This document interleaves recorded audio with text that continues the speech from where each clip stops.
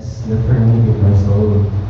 And na-mention niya, what I learned, and I shared this with Pastor Noel, I learned that growing in holiness will always involve lament over one's inadequacy of one's holiness. Na ang paglago sa kabanalan, it always involve ng pagtingin natin sa kabigatan ng kasalanan or inadequacy natin at kakulangan natin sa kabanalan. Kaya nga 'di ba ang mandato ng Panginoon, imitate me for I am holy. So one must always admit what Martin Luther have said in every believer. Ang kataga nga po is simul justus et peccator. Simultaneous righteous and sinner. So para po sa ating review,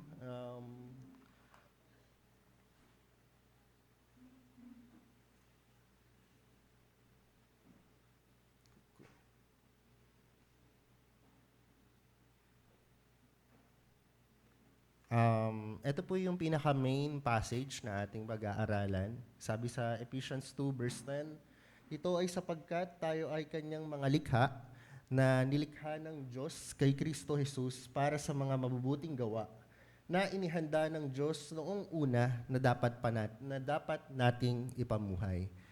Para po sa ating review noong nakaraan, di ba po napag-aralan po natin yung mga present counterfeits. Ito po yung tinuro sa atin ni Brother Armel na nabanggit po yung mga counterfeits o mga peke ng holiness. Isa nga po dito yung abstinence rules.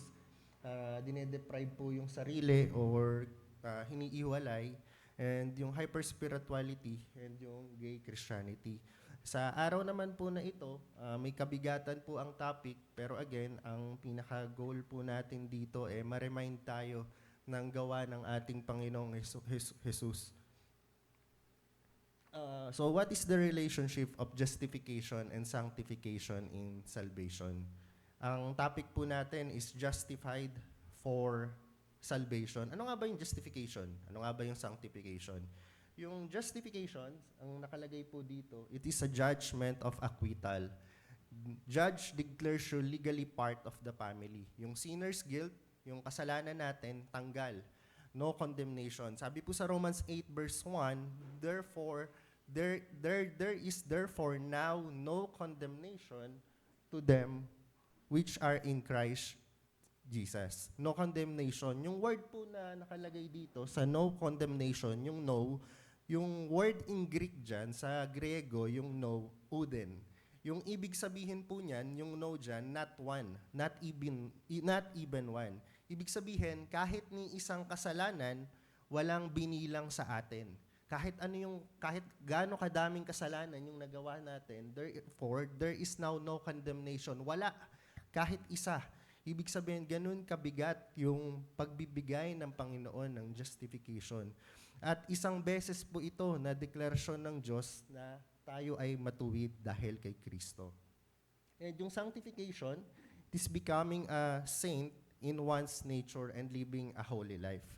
Sabi po sa 1 Thessalonians 4 verse 3, di ba? Ito yung kalooban ng Panginoon. For this is the will of God, your sanctification. So therefore, madalas ang tao hinahanap natin kung ano nga ba ang kalooban ng Panginoon? Ano ba yung will ng Panginoon? 'Di ba? Madalas hinahanap natin, is it my will to naalala ko nung bata, ano yung mga dapat kong gawin? Will ba ng Panginoon na gawin ko to? Will ba ng Panginoon na ikasal ako? Will ba ng ganito? Pero may mga malinaw na kalooban talaga ang Panginoon. Isa po dito ay kalooban ng Panginoon na lumago tayo sa kabanalan. Kaya nga po malinaw nakalagay, for this is the will of God. Ito yung malinaw na kalooban ng Panginoon na mangyari sa ating buhay na dapat your sanctification. And ito po ay patuloy na proseso ng pagbabago upang maging katulad ni Kristo. And it is learning to live like a member of that family. Pansinin niyo po, maisipin niyo ang isang bata. Familiar po tayo sa proseso ng adoption? Familiar? Or isipin na lang po natin yung sa isang royal family. 'Di ba sa isang royal family madalas nag-a-adopt sila. Sa isang adoption po, 'di ba pag adoption may involve yan na legal papers, kailangan may sign. Hindi pwedeng makuha mo yung bata tapos ayun na walang pirmahan. Kasi yung pirmahan na nangyayari, yun yung nagbabago agad ng legal status ng bata. So yun yung justification. Yung adoption papers, pinirmahan, justification yun. Kasi yung legal status nitong bata, itong legal status mo na dati kang makasalanan, again, now, therefore, no condemnation na. Wala nang bilang. And yung legal status mo from dati kang makasalanan, ngayon ay anak ka na ng Panginoon instantly. Pero, again, yun yung justification. So ano yung sanctification doon? Yung sanctification, di ba yung bata nga na inadopt siya, yung bata may dati ang buhay. Yung bata, kailangan niyang matutunan, ano ba yung gawain ng isang maharlikang pamilya? Kailangan niyang matutunan yung royal manners, kailangan niyang matutong magsalita, kailangan niyang matuto rin kung ano yung family culture nung kakalakihan niya. At alinsunod din dito, kailangan niyang tanggalin yung mga nakasanayan niyang ginagawa na hindi na ginagawa nitong pamilyang ito. Kailangan niyang i-remove yung sinful habits and i-reshape yung desires. And yun po yung sanctification. And ito po yung pinagkaiba nila. So, yung category natin ng justification and yung category din natin ng sanctification. Yung justification na pag-aaring ganap o pagbibigay katwiran at yung sanctification is pagpapaging banal. So, again po, yung justification, legal declaration, one time. And yung sanctification is progressively. Progressively, paangat po ito hindi ito pabulusok pababa. Progressive. Ang progressive, di ba? Kapag umuunlad ang isang bansa, progresibo. Ibig sabihin, may pag-angat. Bumababa, pero paangat yung trajectory. Pero kung ang sasabihin natin, pabulusok pababa, hindi po yan progressive, mga kapatid. And dito natin makikita yung legal nga for justification at moral and spiritual for sanctification. Again, instant for justification, progressive for sanctification. So yung basihan for justification ay yung imputed righteousness at katwiran ni Kristo. Ang sanctification po naman, ang may gawa nito ay ang primary, ang nag-a-apply ay ang Espiritu Santo. So ang rule ng tao sa justification, again, ito'y kaloob ng Panginoon, tinatanggap natin sa pamamagitan ng pananampalataya, which is ang pananampalataya, again, is kaloob rin po ng Panginoon. Ang sanctification naman, aktibong pakikibahagi sa pagsunod at paglago. So ang resulta po ng justification na ay yung once and for all, dahil nga na-justified tayo, nagiging matuwid ang tao sa harap ng Diyos. Sa resulta naman ng sanctification, maturity ng isang believer as time goes by. So ang layunin po ng justification ay pakikipagsundo at kapatawaran sa Panginoon dahil nga po ang Panginoong Jesucristo ang naging mediator, justified, and yung kasalanan natin once and for all ay hindi na napabilang. Ang sanctification naman, again, ang call to action ng Panginoon, imitate me, for I am holy. Pagiging kawangis ni Kristo. Ang justification po ba ay maaaring mawala? Hindi po. Ang sanctification, maaari bang mawala? May mga pagkakataon na maaaring mag-subside, pero again, yung trajectory niya upward.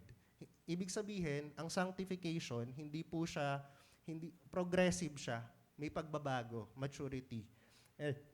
And ayan po yung key verse natin. Romans 5:1 and 1 Thessalonians 4 verse 3. Ngayon, pag-aaralan po naman natin yung, ano ba yung mga confusion pagdating dito sa justification and sanctification na nakikita natin. So, may mga confusion po na para mag-lead sa false gospel or sa false teaching pagdating sa justification. Una, ay parehas raw or ine-equate na ang justification ay sanctification. Sa Roman Catholic theology po, ine-equates nila na ang justification ay sanctification and it leads to sacraments. Ito po yung mga baptism, communion. Pagkatapos, di ba, yung tao pumupunta yan sa simbahang Katoliko, tapos mangungumpisal. Pag nangumpisal, after nun, parang reset button, di ba? After nun, okay, back to normal state ka na. So, hindi po siya ganun. Walang tunay na pagbabago. And hindi po siya parang, okay, reset button. So, yung error dito, yung justification, nagiging process siya. ng righteousness na ini-infuse dun sa tao. And ang tendency nun, nag-i-increase yung sacraments tsaka yung good works ng tao. Kasi nga, the more na lumalapit at ginagawa mo yun, nararamdaman mo na justified ako, gina-justified ako, gina-justified ako. But then, ang nangyayari dito, you are justified kasi nagiging righteous ka, nagiging righteous ka. Ang final justification, ang nangyayari, nagdidepende siya dun sa cooperation mo. Gaano ka kadalas magkumpisal? Gaano ka kadalas mag-communion? Gaano ka kadalas na umattend ng mga ganito? So, alinsunod siya sa itinakda ng salita ng Panginoon. Sabi sa salita ng Panginoon sa Romans 4 verse 5, it is a legal declaration, but to him who does not work, but believes on him who justifies the ungodly, his faith is accounted for righteousness. And it is the Lord who justified the ungodly. And it is based din po sa righteousness na ipinagkaloob, credited, imputed ng Panginoon, not infused. Sabi nga sa 2 Corinthians, sa salita ng Panginoon sa 2 Corinthians 5 verse 21, for our sake, He made Him to be sin, who knew no sin, so that in Him we might become the righteousness of God. Take note po natin mga kapatid, yung word na ginamit. Ang word po na ginamit dito is imputed. So, ang imputed po na ibig sabihin sa 2 Corinthians 5 verse 21, hindi infuse, ibig sabihin, kineredit, kinount, and legally assigned na. So, ibig sabihin po dito, yung righteousness, kineredit na. So, binilang na and legally na hindi na ikaw. So, 'di ba, yung kasalanan mo once and for all nilinis na ng Panginoon, and kabaliktaran naman siya ng infuse kasi 'di ba ang infuse ibig sabihin, alam niyo po yung infusion na paunti-unti, pautik-utik, 'di ba, na parang pinu-pour out tapos gradually ka become righteous, pero contradicting siya sa imputed or sa credited. So, ang infusion, kasi gradual siya na nagiging righteous. So, yun po yung kabigatan ng salitang credited or imputed. So, dito natin makikita na ang justification, kung infused siya, nagiging proseso or dependent siya sa moral change. Kasi di ba po, if justification itself depends o nagdedepende siya sa pagbabago ng tao, then yung assurance of salvation natin nawawala. Right? Kasi nagdedepende siya sa pagbabago mo eh. So, anong assurance mo? Paano kung nahulog ka sa kasalanan ngayon tapos hindi mo nagawa to? So, do you feel that you're still justified? Malilito ka kung, am I really saved? So, ito po yung una na makikita natin, yung equating justification as sanctification. Yung pangalawa is prioritizing sanctification to justification. Yung una dito is yung moralist theology or moralism, na yung sanctification, condition siya para ma-justified siya. So, kailangan yung tao, nagpapakabanal para siya ma-justify.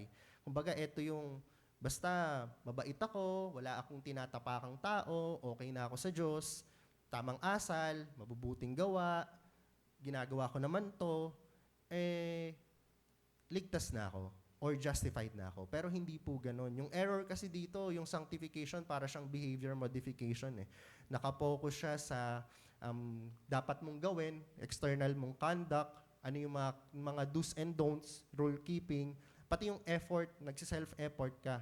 And it is very wrong kasi ang tunay na sanctification, ang nagdadrive sa'yo ay hindi yung sarili mo, kundi dahil ginustified ka ng Panginoon, yung pagkilos ng Panginoon sa pamagitan ng Espiritu Santo, nagbabago ng puso natin. So yung desire natin is dahil pinagkaloob ng Panginoon, ginustified tayo ng Panginoon, nagdadrive yun for us na lumago sa kabanalan, for us to do good works. And yung good works na yun, hindi siya obligation, hindi siya mabigat sa atin. 'Di ba? Ang nakalagay nga po sa salita ng Panginoon, hindi siya burdensome.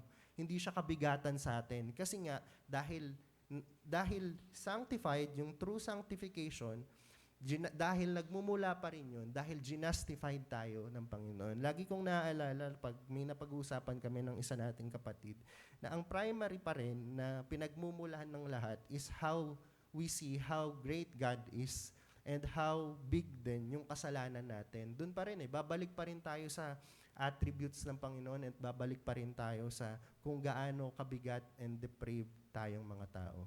Without the gospel itself and yung morality, yung moralism, it becomes self-righteousness.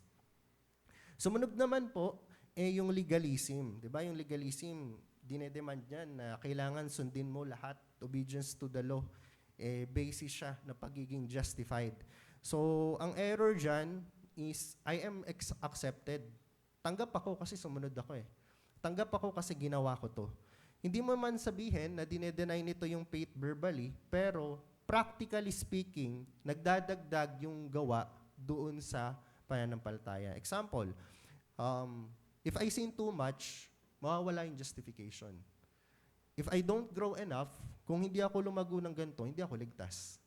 And it's an error kasi diba ang justification, again, ano nga ba ang justification? It's once and for all. So, hindi siya progressive din unlike sa sanctification. And hindi siya nag-i-increase by performance ng tao.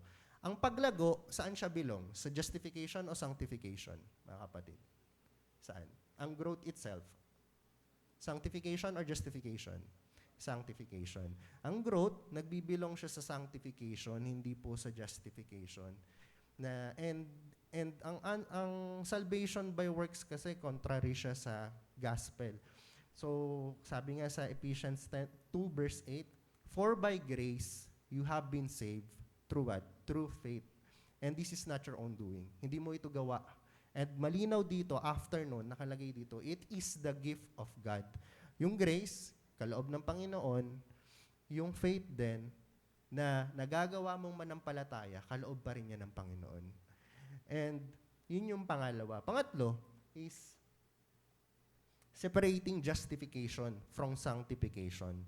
Na hinihiwalay naman. Isang error din to na hinihiwalay naman yung justification o totally separate yung justification from sanctification. And nakalagay po dito yung higher life theology position justification without sanctification as normal. Actually, new term sa akin tong higher life theology, and nung pinag-aralan ko siya this week, nakita ko na unknowingly, nagagawa pala siya ng karamihan. Yung higher life theology, nag-start siya noong 1800 sa England at America. Marami kasing revival meetings noon, tapos maraming na-emphasize yung personal experience na nangyari sa akin tong ganito, ganyan. Tapos maraming testimony, yung very emotional yung conversion nila.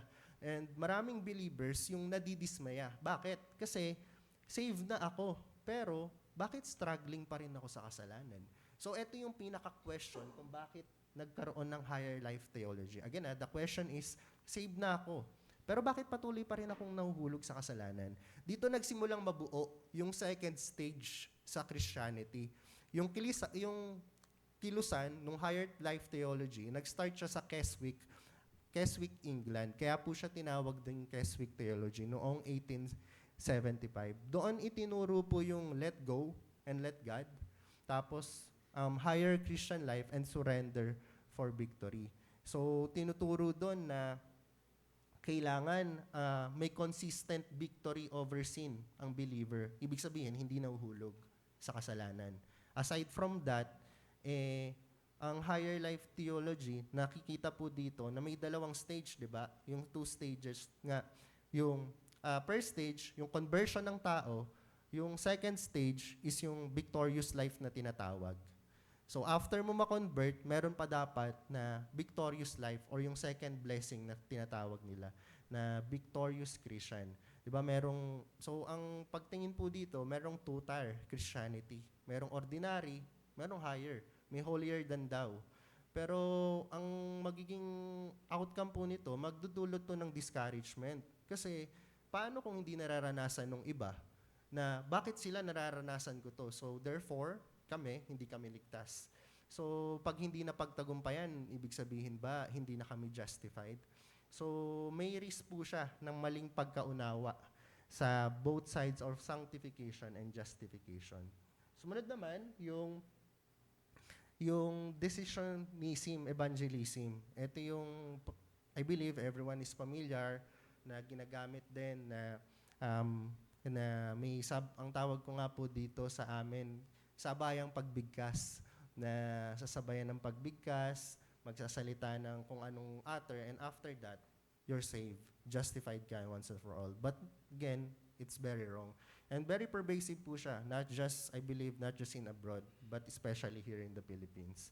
So without sanctification, there is no evidence of one's justification. Hindi mo pwedeng sabihin na justified naman ako ng Panginoon, pero hindi ka na kumikilos or wala nang pagkilos, wala nang pag-struggle towards that, pagpupursige para lumakad sa kabanalan. Ang sabi nga po sa James 2 verse 18, "But someone will say, you have faith and I have works. Show me your faith apart from your works, and I will show you my faith by my works." So ang biblical teaching po nito, malinaw, is justification is prior to, but it will inseparably produce sanctification. So, ito po yung mga biblical teaching naman. Again, yung mga errors. So, ito naman yung biblical teachings. Una, ang justification is prior to, but will inseparably produce sanctification. Number one, justification is the essential ground and root of sanctification. Ang pinaka-root po is justification. Ang bunga, sanctification. Ang justification, it is an act of God's judgment. Babalik ka pa rin dun eh. If you have a high view, if you have a high na pag-ibig sa Panginoon and pagkilala na ito'y gawa ng Panginoon, babalik ka pa rin sa justification because it is an act of God na dinideclare nga na yung sinner once and for all, hindi ka na makasalanan. Not guilty before His law on the ground. Anong basehan? Ito po yung basihan na gawa ng Panginoong Jesucristo, which is ito nga po yung imputed righteousness or Christ's satisfaction of God's law, na malinaw po na nakalagay sa Romans 3 verse 26. It was to show His righteousness at the present time so that He might be just and the justifier of the one who has faith in Christ. And justification itself, it is by faith alone. Again, justification itself, it is by faith alone. Hindi po siya, justification is faith plus works. Justification is by faith alone apart from works. Hindi po tayo justified kasi may kasamang gawa. Justified because alone, and yung faith na yon, pinagkaloob ng Panginoon apart from works. Malinaw nakalagay sa Romans 3 verse 28, "For we hold that one is justified by faith, apart from works." Malinaw din na nakalagay sa Galatians 2 verse 16, "Yet we know that a person is not justified by works of the law, but through faith in Christ." And malinaw din sa Titus 3 verse 4-5, "He saved us not because of works done by us in righteousness, but according to His own mercy, by the washing of regeneration and renewal of the Holy Spirit." So, ang pinaka-object po ng justification ay ang mga hindi mananampalataya. Ang object po ng justification ay yung mga wala pang pagkilala sa ating Panginoon. Hindi po yung mga saint na. So, the righteousness of God through faith in Christ for all who believe, for there is no distinction. For all have sinned and fall short of the glory of God. And ganun din po, ang justification itself, it is a legal status na once and for all, nagre-remain hanggang eternity. Once you're justified, it is one and for all. So the gospel of salvation is good news to sinners of whatever kind. Pero beware lang po, dahil any demand for moral qualification for justification, hindi po yan yung mabuting balita.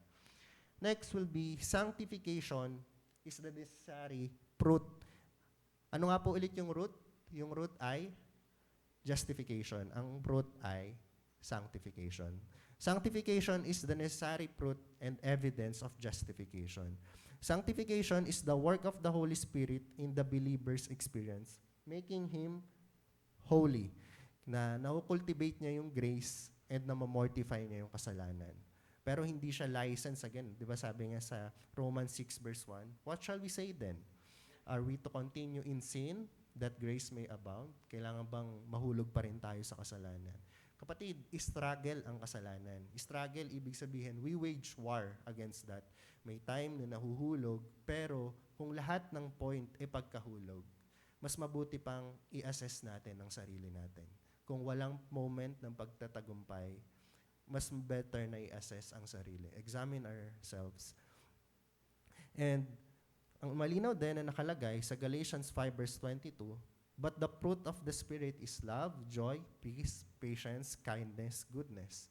So we mortify sin, at the same time, we vivify it. We mortify, pinapatay natin ang kasalanan, at kailangang may ipalit.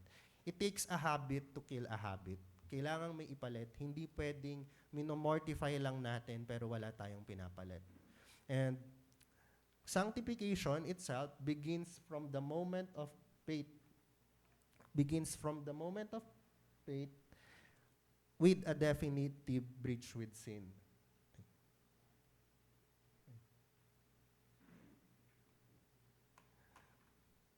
And sanctification continues progressively. Kung ang justification, once and for all, ang sanctification, progressively. Pero with fluctuation. Ibig sabihin, may moment na bumabagsak, and pag nabagsak, mabilis ang paglapit natin sa Panginoon. Sabi nga po ni Peter, di ba, to whom shall I go, my Lord? You have the words of eternal life. And ang sanctification, it requires discipline in the means of grace to grow in holiness. Discipline. Minsan kasi, madalas sa panahon ngayon, ang gusto ng tao, instant, na para bang from point A, kailangan maging ganito na ako instantly. Bukas, dapat, kumbaga parang pangarap ko maging doktor, bukas doktor na ako. Hindi po ganun sa buhay Kristiyano, mga kapatid. It requires a lifelong battle. It requires a discipline. Kaya nga po, di ba yung hymn, but to the true and the faithful, may time na sugatan sa labanan, may time na tayo bumabagsak, pero onward, patuloy pa rin. Patuloy pa rin sa pakikibaka at labanan. It requires discipline sa means of grace. Ano po ba yung mga means of grace na ating napag-aralan? From prayer, fellowship, devotion, and so on and so forth. So justification is apart from works but will produce a life of holiness. Sabi nga po sa James 2 verse 14, what good is it, my brothers, if someone says he has faith but does not have works? Can that faith save him? Ang nagdadrive sa atin to do good works is because we are justified. Failure to demand sanctification will only cheapen profess justification. Yung error dito, since justified naman ako, hindi ko na kailangang kumilos. Kasi justified naman ako. OSAS, di ba? Once saved, always saved. This separates justification from sanctification. Bakit siya mali? Kasi those whom God justified, He also sanctified. Sabi sa Romans 8 verse 30, and faith itself that justifies also produces fruit. Ang justification po, it's free na ipinagkakaloob ng Panginoon. It's free, pero hindi siya never fruitless. Hindi pwedeng walang bunga. So, there is a great danger pag pinaghalo natin tong dalawang to. If we merge them, diba, pag pinagsama natin, ang justification, sanctification, ang bagsak natin, anxiety and legalism. Pag pinag-separate naman natin, pinaghiwalay natin, ang produce niyan, katamaran, tsaka lawlessness. Ang biblical order po natin, justification is the root, sanctification is the fruit, and the completion of the root and the fruit is the glorification, which is not now, mga kapatid. And if you struggle with assurance, kung nag-struggle ka ngayon sa assurance of salvation, remember that it is God who justifies. Remember justification. Kung nag-struggle ka naman ngayon, mga kapatid, na napapansin nyo, nagiging complacent na kayo or nagiging mechanical na ang mga bagay-bagay, remember sanctification. Ito'y kaloob ng Panginoon na tayo lumago. It's a lifelong battle. I know it's hard, but we must persevere. If you struggle with pride itself, remember that both itself, its gifts, kaloob. Hindi natin pwedeng i-demand bakit tayo wala dahil ito'y bigay ng Panginoon. Ang justification ay deklarasyon ng Diyos na ikaw ay matuwid dahil kay Kristo. Ang sanctification ay proseso ng pagbabago ng inyong buhay. So the challenge for us is maintain justification by faith alone, but prove it by your sanctification. So, ang panawagan po natin para sa mga nag-struggle again with assurance, many sincere Christians, minimeasure natin yung pagtanggap ng Panginoon base sa performance natin. Nahulog na naman ako sa kasalanan, parang napakalayo ko na sa Panginoon. Siguro hindi ako ligtas. Para bang tinitingnan natin na ang sanctification ang magdedetermine ng justification ng Panginoon sa atin. It is a reminder for us, my dear friends and brothers and sisters in Christ. As Romans 5 verse 1, since we have been justified by faith, we have peace with God. Yung justification na ginawa ng Panginoon, hindi yan dahil nagra-rise and fall yung obedience mo. Ang kapayapaan ay base sa gawa ng Panginoon. Sanctification fluctuates, but justification does not. And kapag nararamdaman mo na you are not accepted because you had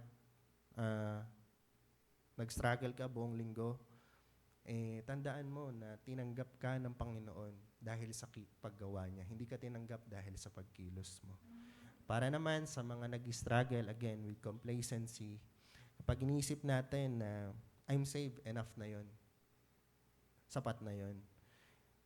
Practical antinomianism po ito. And the same grace that justifies also sanctifies. Naway, pag sumikapan natin na bigyang kaseryosohan ang pakikipaglaban sa pita ng laman o pakikipaglaban to mortify sin. That's why we need to avail all the means of grace. Lahat, hindi makalagtaan. It's a daily battle, again, consistent daily effort.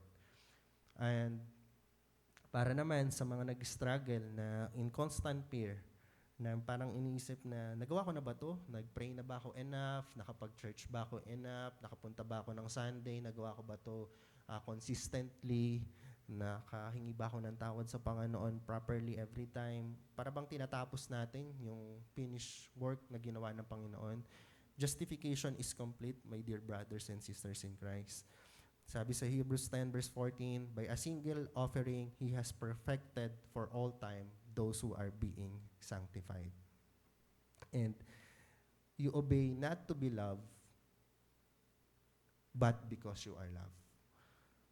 Ito yung nagdudulot sa atin na tayo'y umibig at kumilos dahil siya ang unang nagmahal. Again hindi tayo sumusunod para mahalin tayo ng Panginoon. Sumusunod tayo dahil siya ang unang nagmahal sa atin. And if the struggle is still true, na I've been a Christian for how many years, pero still I'm here, struggling, we do not expect sanctification to move as fast as justification.